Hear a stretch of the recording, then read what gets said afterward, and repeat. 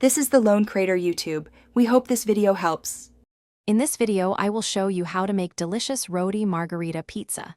This unique twist on a classic combines the convenience of roti with the beloved flavors of a traditional margherita. We'll start by preparing our simple ingredients, ensuring everything is fresh and ready.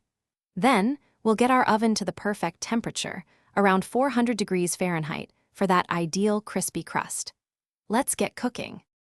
Now, let's assemble our pizza. Take your prepared roti and spread about 2 to 3 tablespoons of your favorite tomato sauce, leaving a small border. Next, sprinkle a generous 1/2 cup of shredded mozzarella cheese over the sauce.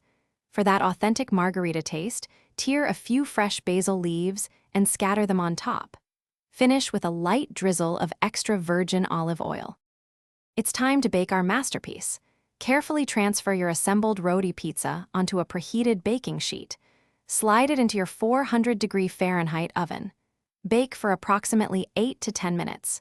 You'll know it's ready when the cheese is beautifully melted, bubbly, and has a slight golden hue. Remember to watch it closely, as roti cooks faster than traditional pizza dough. Once your Roti Margherita pizza is perfectly baked, carefully remove it from the oven. Let it rest for just about 1 minute. This helps the cheese set and prevents burns. Using a sharp knife or pizza cutter, slice your delicious creation into 4 equal wedges. For an extra touch of freshness, garnish with a few more basil leaves.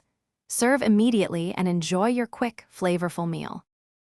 Thanks for watching. Consider subscribing if we helped you.